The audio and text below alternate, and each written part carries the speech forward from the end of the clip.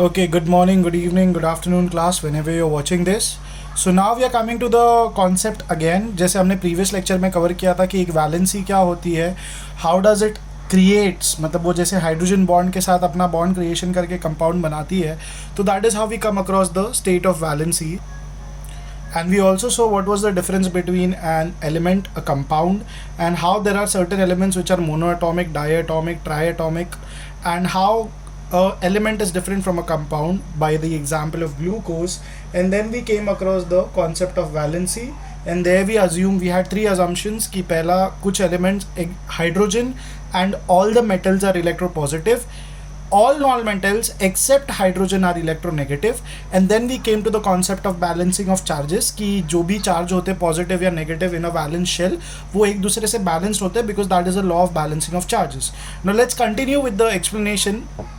जैसे हमने कहा था हाइड्रोजन इलेक्ट्रोपॉजिटिव होता है और chlorine which is again a non metal will be electronegative. तो one atom of hydrogen combines with the one atom of chlorine, because hydrogen के पास क्या है H plus, that is the positive side. Chlorine के पास क्या है negative, which is the electronegative side. अब ऐसा होता क्यों है, हाइड्रोजन के पास सिर्फ एक इलेक्ट्रॉन है, क्लोरीन के पास टोटल 17 इलेक्ट्रॉन्स एंड प्रोटॉन्स है. तो अगर आप इसका इलेक्ट्रॉनिक कॉन्फिगरेशन देखने जाओगे तो क्या होगा 2,8,7. So that means this guy only needs one electron. तो ये क्या करेगा, ये हाइड्रोजन से वो इलेक्ट्रॉन अपने तरफ बोरो करेगा, जिससे क्या होगा 2,8,8 दैट इज ऑक्टेट सेटिस्फाई हो जाएगा. एंड सेकेंडली उससे क्या होगा, after the satisfaction of octet क्या हो जाएगा, hydrogen will become H plus and chlorine will become Cl minus. So that is how we get to the positive and the negative side. तो जिससे basically हमें क्या मिला, एक electropositive side मिला और एक क्लोरीन का electronegative side मिला. Again we take an example of hydrogen sulfide that is H2S. तो यहाँ पे आप clearly देख सकते हो सल्फर की वैलेंसी क्या है 2 माइनस है, उसके अगेंस्ट हाइड्रोजन ने क्या किया है 2 प्लस दिखा है. तो अब ये जो 2 प्लस और 2 माइनस की वैलेंसीज है ये क्यों हो रही है, बिकॉज सल्फर कितना है 2 नेगेटिव चार्जेस है, हाइड्रोजन पे सिर्फ एक ही पॉजिटिव चार्ज है, इसीलिए हमको इसके कितने बार लेना पड़ा, 2 बार. Okay, so that is how we come to the formula of H2S. Now coming to a new concept that is called as variable valency. अब variable का मतलब क्या होता है कि अस्थायी, जिसके पास कोई basis नहीं है, तो हम उसको क्या बोलते हैं, variable valency. Now it has been found that in certain situation certain metals exhibit more than one valency.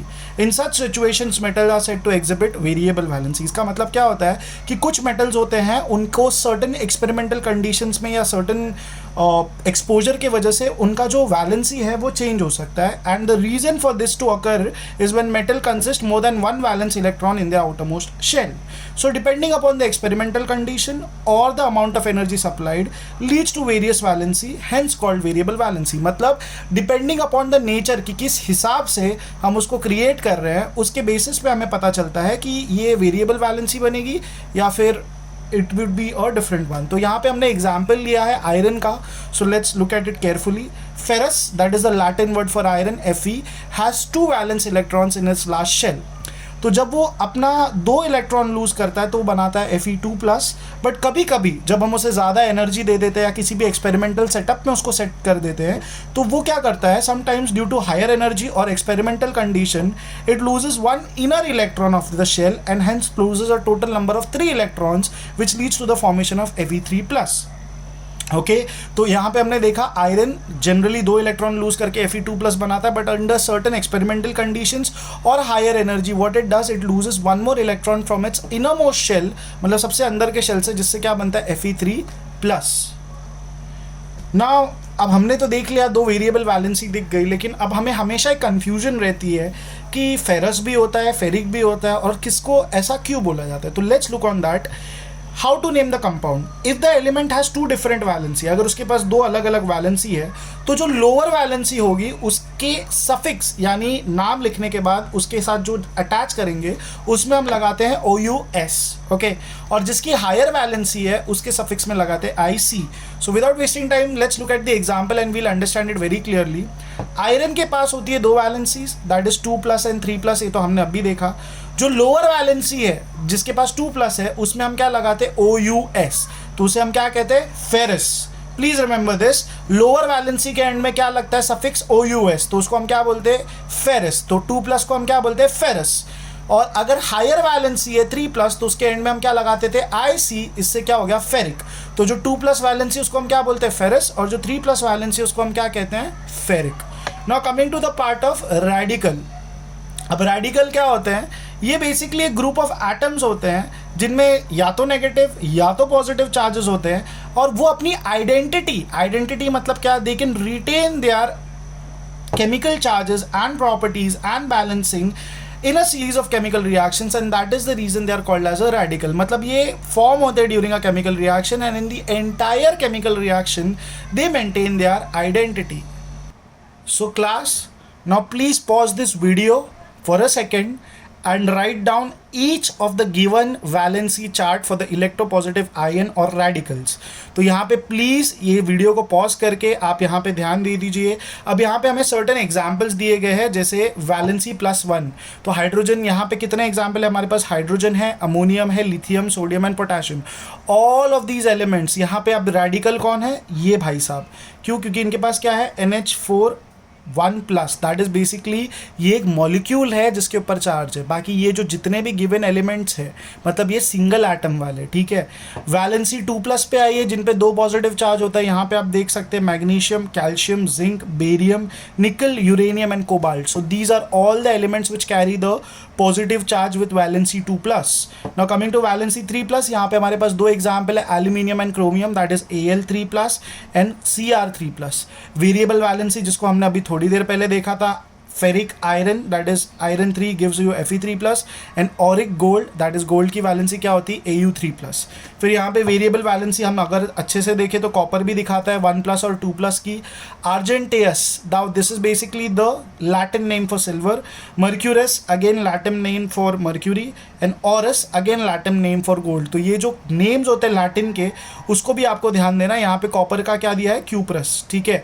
अब वेरिएबल वैलेंसी अगेन हम क्या इसका देख सकते हैं, जैसे कि फॉर एग्जाम्पल प्लम्बस है lead, okay, stannous for tin, cupric again for copper. अब यहाँ पे क्यूप्रस 1 था, +1 वैलेंसी तो क्या बोल रहे थे क्यूप्रस, और यहाँ पे 2 है तो इसको क्या बोल रहे हैं क्यूप्रिक। तो प्लीज़ इन सब चीज़ों का ध्यान दीजिए।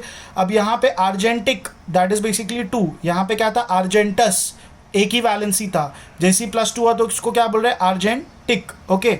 फिर मर्क्यूरिक, फेरस, प्लैटिनस एंड मैंगनीज। सो यहाँ पे जितने भी है इनकी वैलेंसी क्या है +2। अब वेरिएबल वैलेंसी पे आ जाइए।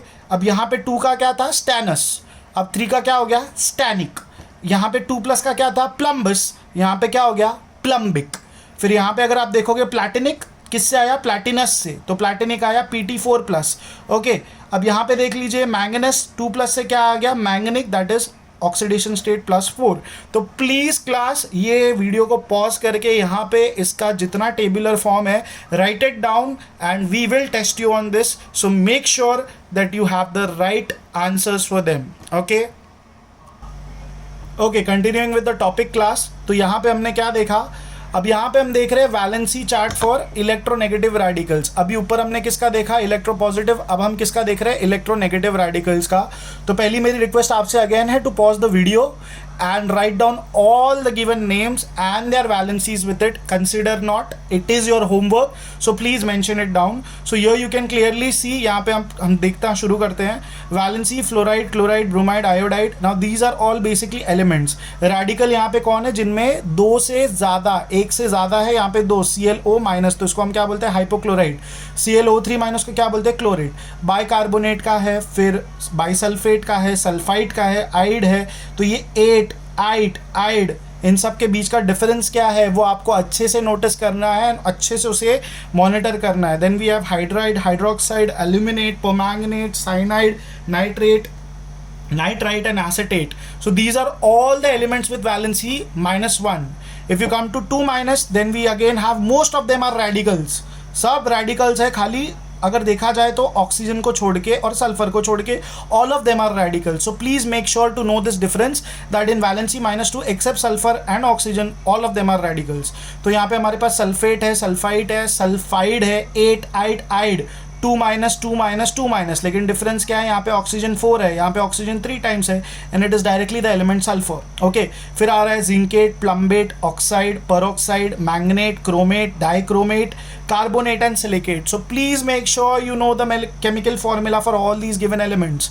Now coming to valency 3 minus, यहाँ पे आप देख सकते हैं नाइट्राइड है, फॉस्फाइड है, फॉस्फाइट है और फॉस्फेट है. तो यहाँ पे अगर आप देखने जाओगे तो जो स्टार्टिंग के दो है नाइट्राइड और phosphide, these are elements, but then phosphide and phosphate are radicals. And last में खाली एक ही 4 माइनस की वैलेंसी जो हमें याद करनी, that is for carbide, that is C4 minus.